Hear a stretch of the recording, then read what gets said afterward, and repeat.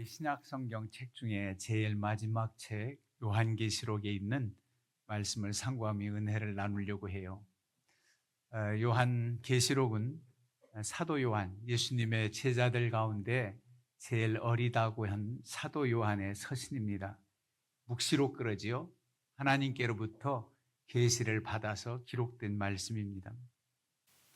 오늘 요한계시록에 소아시아 7교회에 주는 말씀 가운데 첫 번째 교회 에베소 교회에 주시는 말씀을 상고하려고 해요. 지금으로 말하면 터키 쪽에 있습니다. 터키 나라에 있는 그런 교회지요. 성지 순례를 터키로 가면은 이런 소아시아 7교회 터를 가보는데 다 회파되고 건물 흔적만 있어요. 그래서 2000년 전에 그렇게 대단하게 지었던 흔적을 보면 참으로 허구 얘기가 아니라 역사적인 놀라운 사건이었고, 그대로 복음이 어떻게 전해졌고 어떻게 주께서 역사하셨는가를 보게 됩니다. 그 교회 에베소 지역은 소아시아에서 가장 큰 상업도시예요. 당시 수도가 버가모에 있었지만 에베소가 더 큰 도시입니다. 여긴 또 종교적으로도 아데미 신전, 신상이 크게 있고 타락된 그런 도시. 그래도 거기에 많은 사람들이 운집하고 상업도시고, 그래서 사도 바울은 다른 여러 지역 다 복음 전하는 것 급하지만은 에베소에서 3년이나 사역을 했습니다. 3년 동안 제일 길게 사역한 곳이 바로 에베소지요. 나중에 제자 디모데를 보내서 에베소 교회의 담임자가 되게 했습니다마는 이런 사역을 했던 그런 곳입니다. 그 에베소 교회에 편지를 내면서 주님이 어떤 묘사로 되어 있느냐면, 오른손에 있는 7뼈를 붙잡고 7 금촛대 사이를 거니시는 이, 이렇게 표현합니다. 우리 예수님을 부활하신 주님이 7뼈를 붙잡고 7 금촛대 사이를 거니시는 분. 여기서 7뼈는 교회의 사역자를 말합니다. 사역자들을 말해요.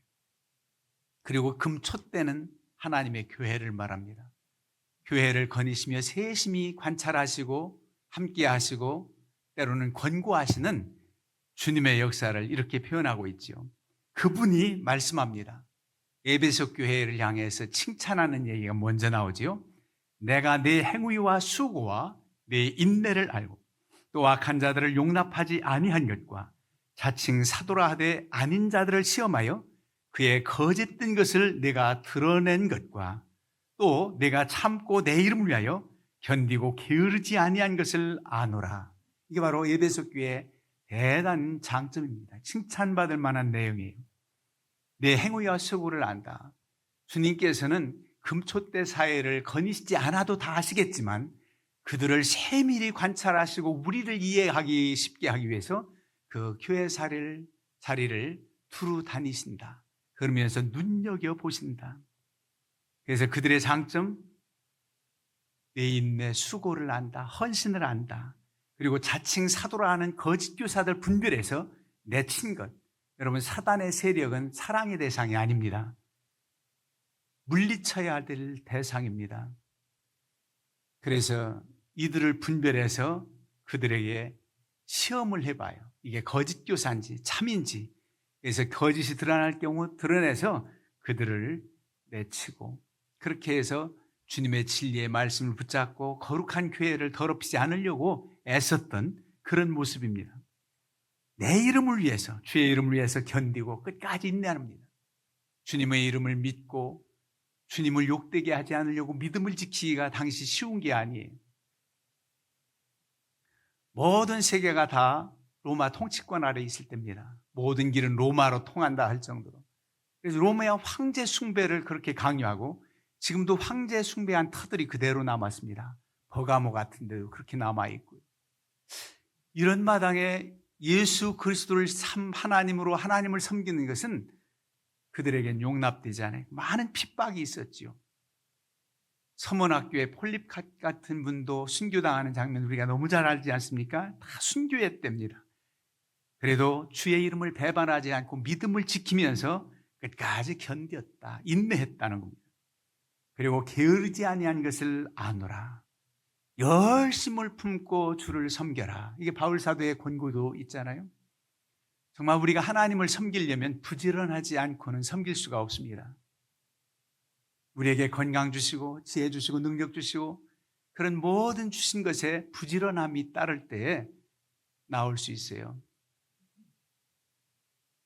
단순하게 하나님 전에 나와서 예배드리는 게 1시간 예배입니까? 미리 준비해서 집안 다 깨끗이 정돈하고 다 하면서 신앙생활 하려면 더 부지런해야 되지요. 아이들 챙겨서, 요즘 아이들 하나 키우지만은 셋넷 키울 때 그 다 아이들 챙겨서 데려오면서 예배드리기란 보통 힘든 게 아니에요. 부지런해야 되죠. 이런 모습이 그들에게 있었다는 겁니다. 부지런했다는 거예요. 장점이지요. 그런데 이 장점만으로 끝나면 좋을 텐데 너를 책망할 게 있다 그랬습니다. 소아시아 7개 교회 중에 책망받지 않은 교회는 물론 2교회가 있어요. 서머낙 교회와 빌라델피아 교회. 이 2교회는 칭찬만 받았어요. 내용을 뒤에 보면은.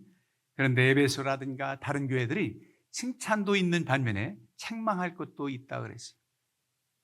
사람도 다 장점이 있고 단점도 있어요. 교회도 장점 있는 교회가 있고 단점 있는 교회가 있을 수 있어요. 그러나 장점이 더 크고 단점은 그저 철학적으로 말한다면 지엽적이고 본질적인 그것이 더 큰 장점이라면 하나님 기뻐하실 거예요. 이렇게 좋은 장점이 많이 있는데 책망할 것 하나 있다 한데 그 책망할 것 하나가 가장 큰 문제인 거예요. 성경에서 늘 강조하는 데에 의하면 이 책망거리가 제일 큰 책망거리, 윤리적이고 법적이고 도덕적인 이런 죄를 떠나서 제일 뭐가냐? 사랑의 계명을 어겼다는 거예요. 처음 사랑을 잃어버렸다는 거예요. 버렸다는 거예요. 여러분, 계명을 어떻게 따집니까? 계명을 요약하면 주님께서 말씀하신 대로 내 목숨을 다하고 생명, 힘, 뜻을 다해서 주 너희 여호와 하나님을 사랑해라. 이것이 첫째 되는 계명이다. 둘째는 내 자신을, 이웃을 내 자신처럼 생각해 사랑해라. 이웃 사랑에 대한 도를 가르쳐 주셨어요. 그래서 하나님 사랑, 이웃 사랑, 이게 바로 큰 계명인데 그 사랑을 저버렸다는 겁니다. 아무리 다른 장점들이 많아도 이 사랑의 계명을 어긴다면 하나님을 크게 마음 아프게 하는 거가 됩니다. 여러분, 사랑의 계명 우리에게 와닿아요? 좀 부담스럽지요? 사랑하라 그러면 어려워요. 용서해라 참 힘든 거예요. 부담되는 거예요. 그런데 용서할 수 없는 사람 용서하고 사랑할 수 없는 사람 사랑하는 것이 주의 제자입니다. 내가 너희를 사랑한 것 같이 너희도 서로 사랑하라. 단순히 그렇게 구절 말씀 있는 게 와닿는 게 오늘 십자가 사랑 찬양했듯이 내가 너희를 사랑한 것 같이 앞에 꼭 잊지 말아야 될 구절이 있습니다. 내가 너희를 십자가에 달려 죽기까지 사랑한 것처럼 너희도 죽기까지 사랑하라. 이렇게 읽는 거예요. 그냥 단순히 사랑, 말로만 피상적으로 추상적인 사랑이 아니라 사랑이 그냥 움직여지는 동사처럼 느껴져야 돼요. 행해지는 사랑.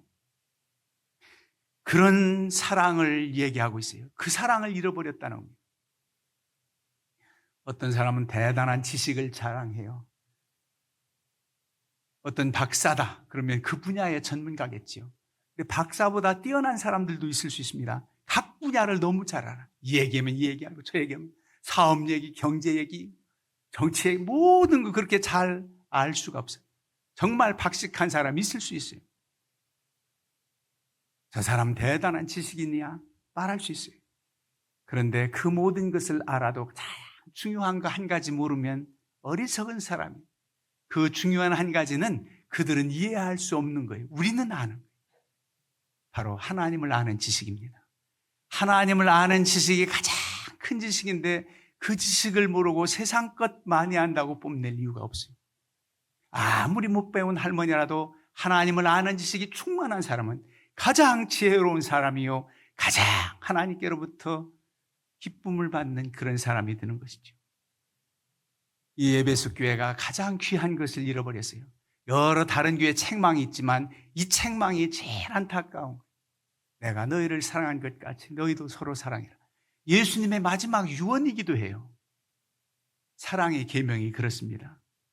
바울 사도도 믿음, 소망, 사랑 이 세 가지는 항상 있을 것인데 그 중에 제일은 사랑이라. 사랑이 없으면 아무것도 아니다. 그렇게 말씀하래요. 왜 그럴까요? 여러분, 예수 그리스도를 믿으면은 내가 구원받습니다. 믿는 자는 구원받아요. 그런데 다른 많은 사람들이 구원되기를 바라는 주님의 심정을 알고 그들에 다가가서 그들을 믿게 한다면 그게 바로 큰 은혜를 끼치는 일이고 하나님께 영광 돌리는, 즉 그래서 이웃전도는 사랑입니다. 사랑하는 마음이 없이는 전할 수가 없어요. 그들로 하여금 믿게 할 수가 없어요. 내 속에 있는 영혼 사랑하는 마음이 끌어오르고 그 이웃사랑, 친지사랑, 형제자매 사랑하는 마음이 있을 때 전도할 수 있고, 그래서 이웃사랑하는 사랑은 나 혼자 구원이 아니라 그 사랑으로 인해서 많은 사람들을 믿게 해서 구원받게 하니 하늘의 별과 같이 비추일 것이다. 그런 복을 주신단 말이에요. 그래서 믿음과 사랑, 이 놀라운 일들로 인해서 주님께 영광 돌리고, 그리고 소망은 믿는 자들에게, 사랑으로 젠데서 저들 믿는 모두에게 주어진 소망은 마땅히 선물로 주어지는 겁니다. 영생의 소망이 우리에게 있는 거예요. 그래서 이 사랑이 귀한 겁니다. 나 혼자만 믿는 믿음의 구원이 아니라 그렇게 사랑하는 마음으로 전해서 그들로 하여금 믿게 한다면 너무너무 귀한단 말이에요. 근데 이런 사랑을 버렸다. 그럼 이 사랑을 버렸다는 것에서 두 가지로 생각해 볼 수 있어요. 하나님 사랑하는 열정이 식어졌다. 이웃 사랑하는 열정이 식어졌다. 이 두 가지입니다. 먼저 하나님 사랑에 대한 것 한번 생각해 보시죠. 주님을 위해서 생명까지 아까워하지 않고 헌신하는 큰 믿음이 있다고 하지만 큰 사랑으로 하지 않는 믿음은 어찌 보면은 교만에 이를 수도 있어요. 나 이렇게 믿는 사람이 이렇게 하나님한테 잘해. 마치 바리새인처럼 10의 1주도 하나이다. 안식일을 범하지 아니했습니다. 내 있는 것으로 구제합니다. 금식도 잘합니다. 이렇게 되는 거예요. 마땅히 주님 사랑으로 사랑하는 자들은 그렇게 해도 늘 주 앞에 부족하고 십자가 구속의 은혜와 사랑을 비교하면 아무것도 아니라고 그저 죄인이라고 고백하는 세리처럼 그런 모습이 되는 거지요. 하나님 사랑하기에 하나님이 기뻐하시는 예배를 귀히 여깁니다. 코로나 시대에 우리가 정말 안타까워하면서 빨리 회복되기를 얼마나 기도했습니까? 예배에 나오지 못할 때 성경 필사하면서 잘 제가 보관했어요. 릴레이로 필사했잖아요. 우리가 전체는 다 못 기래도 어느 성도님 어느 속에서는 이만큼 해서 다 엮으니까 창세기부터 요한계시록까지 한 박스입니다. 그러면서 사모했지요. 식어진 사랑을 회복해야 돼요. 또 한 가지는 봉사하는 주님을 위한 사랑이 식어지면 안 됩니다. 우리의 열정으로 주님 사랑하기에 형제자매 섬기고 봉사하는 거죠. 코로나 이후로 형제자매 사랑 봉사하는 것도 잃어버렸습니다. 하다곤 해요. 식사하지 않는 교회가 한두 개가 아닙니다. 점심 식사 못하는, 코로나 이후로 안 해다 보니까 다시 하기가 힘들어. 뭐 집에 가서 먹지. 그 사랑의 성도의 교제가 없는 거예요. 우리 교회가 늘 정성껏 점심 식사를 준비하다가 너무 더운 이 올해 여름에 샌드위치로 해서 샌드위치를 정성껏 이렇게 해서 이번 주까지, 그리고 9월 첫째 주부터는 다시 이제 밥을 하게 됩니다. 처음 사랑을 생각해 보면 그 쌍용동 그 조그마한, 기억하시죠? 2층 식당에서 땀을 뻘뻘 흘리면서 점심 식사 준비하는 속도원들, 어떻게 선풍기 하나 좀 더 사놓지, 그냥 회색빛 선풍기 아이들 세워놓는 거 갖다가 입구에다가 세워놓고 선풍기 하면은 오히려 그 버너 열기에 뜨거운 바람이, 아니 선풍기가 차라리 안 하는 게 좋아요. 어디 에어컨이 있어요. 그러면서 열심히 식사 제공해서 함께 떡을 나누고 그런 생각이 나잖아요. 그런데 누군가 그러더라고요. 그땐 우리가 30대였잖아요. 40대. 그래요, 나도 30대였어요. 이해는 가요. 개인 차도 있어요. 나이 들어도 그래도 건강하게 지내는 분, 약한 분들도 있어요. 확률적으로는 우리 육신은 점점 후패해져, 약해져요. 그렇지만 우리의 마음과 사랑하는 열정이 있으면 놀라운 역사를 그래도 나타냅니다. 노화가 늦추어져요. 문제가 없어요. 지금 우리 친구 목사님네 교회는 다 팔순 어르신들, 노인에 그 노인 어르신들이 밥을 지어요. 우린 다음 주부터 정말 지혜롭게 간단하긴 하지만은 열정은 회복해 주님 사랑하는 열정으로 하는 거죠. 그 사랑의 열정이 성도 섬기는 봉사로 나타났잖아요. 너를 책망할 것이 있다. 처음 사랑 버렸다. 회복하라는 겁니다. 사랑한다면 예전에는 다른 거 그렇게 따지지 않았어요. 남녀 간에 만나도 사랑하는 마음이 있다면 문제가 없다. 그래서 남자들은 그런 말에 참 속은 여자들 많지요.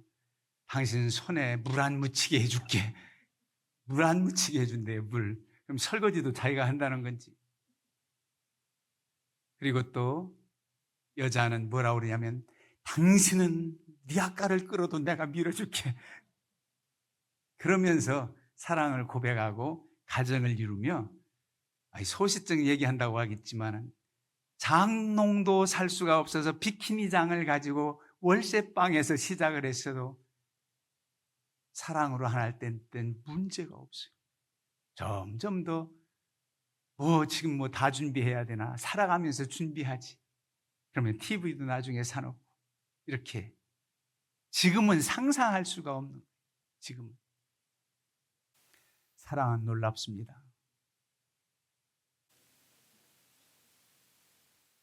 하나님께서 우리와 함께 하시면 정말 그 무엇보다도 사랑을 그렇게 강조하는 것을 우리가 실감해야 돼요. 그 사랑을 회복하라. 너희들 이렇게 내가 너희를 죽기까지 사랑했는데 사랑하지 않는 너희들은 이제는 더 이상 기다릴 수 없어.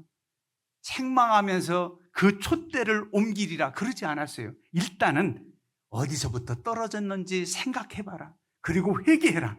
그리고 만약 회개하지 않는다면 회개할 기회를 줬는데도 그제서야 촛대를 옮긴다는 거예요. 그러니 얼마나 주님의 사랑이 놀라운지 회개할 기회를 또 주시는 겁니다. 어디서부터 떨어졌는지 알라는 거예요.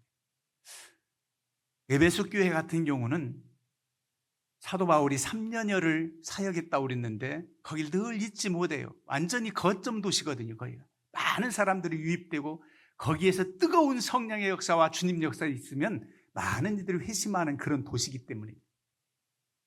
바울 사도가 3차 전도여행을 마치고 예루살렘으로 오는 길에 이제는 더 이상 복음 사역 전할 수가 없는 것을 감지해 성령께서도 가르쳐 주셨고 다른 사람들을 통해서도 이번에 예루살렘 들어가면 당신이 결박당한다. 그러니 들어가지 말라고 만류했던 적 많지 않습니까? 그런데 본인이 알아요. 결박당한다 할지라도 순교자의 길을 걷는 것이 주님의 길. 이젠 때가 찼나 보다. 그렇게 생각하면서 예루살렘을 향한 길에 밀레도라는 섬에 당도하잖아요.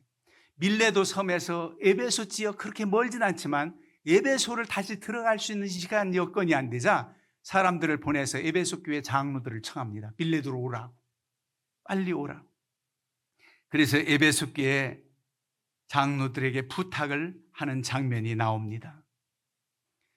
그들을 얼마만큼 사랑하면서 그들을 섬기고 헌신했는지 자기 자랑 삼아서가 아니라 그들로 하여금 생각나게 하기 위해서 이렇게 기록을 하면서 뭐라고 부탁하느냐면 이제 나는 성령이 매여 예루살렘으로 가는데 거기서 무슨 일을 당하는지 알지 못하노라. 다는 알지 못해요. 그러나 오직 성령이 각성해서 내게 증언하여 결박과 환난이 나를 기다린다 하시나 내가 달려갈 길과 주 예수께 받은 사명 곧 하나님의 은혜의 복음을 전하는 일은 나의 생명조차 귀한 것으로 여기지 아니하노라. 그러면서 내가 떠난 후에 사나운 이리가 여러분들에게 들어와서 그 양떼를 아끼지 않을 때가 올 것이다. 에베소 교회 얘기입니다. 또한 여러분 중에서도 제자들을 끌어 자기를 따르게 하고 어그러진 말을 하는 사람들이 일어난다. 이단들, 거짓 교사들이 일어난다는 거예요. 그러므로 여러분이 깨어 내가 3년이나 밤낮 쉬지 않고 눈물로 그 사람을 훈계하던 것을 기억하라. 그러면서 그런 때가 오겠지만 잘 견뎌내고 이겨내고 그렇게 해라. 그래서 오늘 요한 서신을 보면 에베소 교회의 장점이 나타납니다. 사도 바울이 유언처럼만 에베소 교회에 당부했던 것을 지켜서 거짓 교사들 이렇게 분별해서 그들 교회를 어지럽히지 않도록 했고, 우리가 읽긴 다 안 했지만 6절에도 나오잖아요. 니골라당의 행위를 미워하는도다. 니골라당 이단들이에요. 거짓 교사들. 이런 이들을 멀리하셔 분별했습니다. 그런 것이 사도 바울의 당부를 받아들이고 잘 지켰다고 보아요. 환난이 있을 것이다. 그래서 믿음을 지키고 애썼습니다. 그런데 사랑은 잃어버렸다는 거죠. 어찌 보면은 이게 참 사도인지 거짓 교사인지 분별하려고 그렇게 하다 보니까 모두를 사랑함으로 대하라는 겁니다. 그래서 하나님 사랑, 이웃 사랑을 회복하라는 거예요. 그렇게 할 때에 하나님은 기뻐 영광 받으세요. 이 문제를 해결하지 않고는 심지어 형제와 화해하지 않고 사랑하지 않고 제물을 드리지 말라. 화해하고 와서 예물 드려라. 오늘날로 말하면 화해하고 와서 예배 드려라. 성찬을 받을 때 무슨 법이 있는 줄 아세요? 성찬을 받을 때 적어도 세례 받은 사람 이상 성찬을 받으라 그랬어요. 그런데 난 어떤 때는 모르는 분들이 교회 왔다가 성찬 쭉 둘리는데 모르고서 받아서 그게 죄가 될까? 난 그렇게 생각 안 해요. 그건 교회 규정이니까 그런가 보다. 예수님이 성만찬할 때 12제자가 그 자리에 있었지 다른 사람 들어오지 않았으니까 세례 정도는 받아야지. 이해도 가요. 그런데 그보다 더 중요한 게 있지 않습니까? 어떤 때 성찬을 받지 말라고 한지 아시냐고요? 바로 형제와 불무하고 거리낌이 있으면 성찬 받지 말라. 용서하지 못하고 사랑하지 못하고 거리낌이 있으면 성찬 받지 말라는 거예요. 우리 어렸을 땐 그걸 얼마나 순수하게 받아들인 난 지금 생각하면 참 감동이 돼요. 성찬 쭉 갔다가 이렇게 하면 사인을 줘요. 안 받아요. 아직 화해할 기회를 못 얻고 이 주일에 왔다는 거지요. 그래서 지금 못 받는다는, 그럼 넘어가는 겁니다. 그분 넘어가는 겁니다. 그럴 정도로 형제 사랑을 말했던 거죠. 여러분, 정말 사랑이 제일입니다. 베드로에게 주님께서 당부합니다. 부활하신 주님의 부활체는 음식을 잡숫기도 했어요. 그러나 시공을 초월해서 제자들 문이 닫혔는데도 10명 제자 있을 때 나타나시기도 했죠. 나중에 토마도 있을 때 나타나셨고, 그리고 아침 식사를 같이 하신 다음에 조반을 물리신 후 유독 베드로를 불러요. 베드로가 제일 수제자로서 모범도 모이고 죄책감을 가졌겠지요. 다 주님 모른다고 배반했지만 베드로는 특별히 그 기사에 나오잖아요. 여종이 너도 예수 한편이지. 갈릴리 말투가 그렇다. 아니라고, 모른다고, 주님 모른다고 3번 부인한 다음에 꼭요 닭이 울더니 주님 말씀대로 그대로 배반한 게 생각나요. 그런 주님이 다시 불러면서 요한의 아들 시몬아 네가 나를 사랑하느냐 질문해요. 예, 주님 사랑하는 거 주님도 아시잖아요. 너무너무 부끄러워. 이 사람들보다 나를 더 사랑하느냐? 사랑합니다 그랬잖아요. 3번이나 물어. 3번 부인해서 모른다 하는 걸 더 상기시켜 주시기나 하듯 3번 물으면서 내 양을 먹이라, 내 양을 치라, 내 양을 먹이라 당부하는데, 그 말씀을 요즘에 생각하면서 또 깨달아지는 게 있어요. 야, 요한의 아들 시몬아 네가 나를 지금도 믿느냐? 가이사랴 빌립보에서 주는 그리스도시요 살아계신 하나님의 아들이십니다 이렇게 고백했던 것처럼 지금도 의심치 않고 나를 구주로 믿느냐? 이렇게 묻지 않고, 만약 그렇게 믿으려 물으셨다면 베드로야, 새 이름 받은 주는 그리스도시요 살아계신 하나님의 아들이십니다 이 고백했을 때 베드로라는 이름 주었잖아요. 베드로야 지금도 나 의심치 않고 믿느냐? 부활의 날을 믿느냐? 이렇게 물었을 텐데 그 묻지 않아요. 옛날 처음 사랑을 기억하게 해요. 요한의 아들 시몬아 네가 나를 사랑하느냐? 옛날 이름 시몬을 불러줘요. 요한의 아들 시몬아 네가 나를 사랑하느냐? 예, 사랑합니다. 그렇게 고백하잖아요. 여러분, 주님 사랑하는 사랑만 있다면, 식어진 믿음은, 주님만 붙잡고 있다면 믿음 약해질 때 있지만 믿음은 아무것도 아니에요. 내가 젊어서는 스스로 띠띠고 원하는 곳으로 다녔지만 늙어서는 남이 내게 띠띠우고 원하지 않는 곳으로 가리라. 젊어서는 너 십자가 안 지려고 다 피했지만 이제 부활이 주님 만나고 성령 체험하고 거꾸로 십자가에 달릴 날이 온단 말이에요.